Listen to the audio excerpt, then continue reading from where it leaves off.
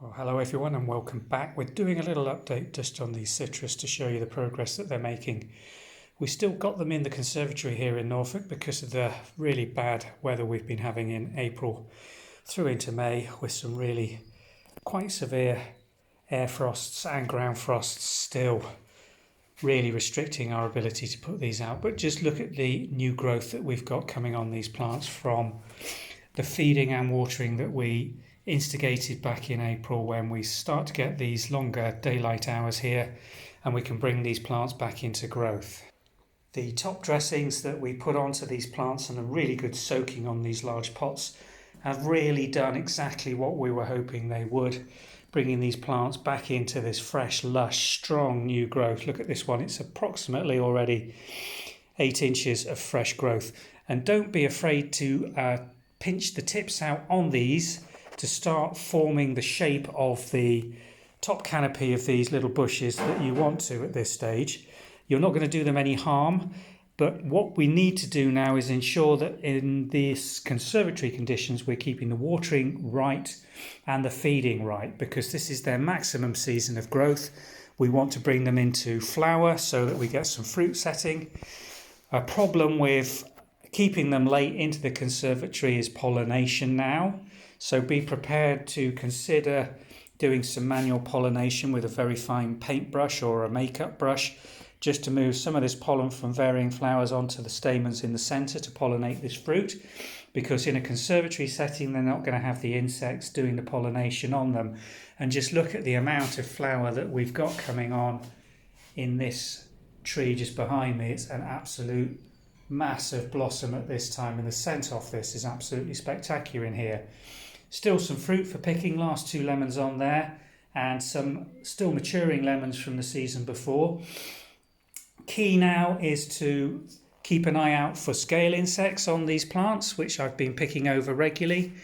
With the fresh growth, there is also a risk of aphid infestation and damage and scarring to these leaves, and you can see a little bit of that on this stem just in front of me. So do keep an eye out for that and either pick them off or use a chemical insecticide. You don't want that to get away from you.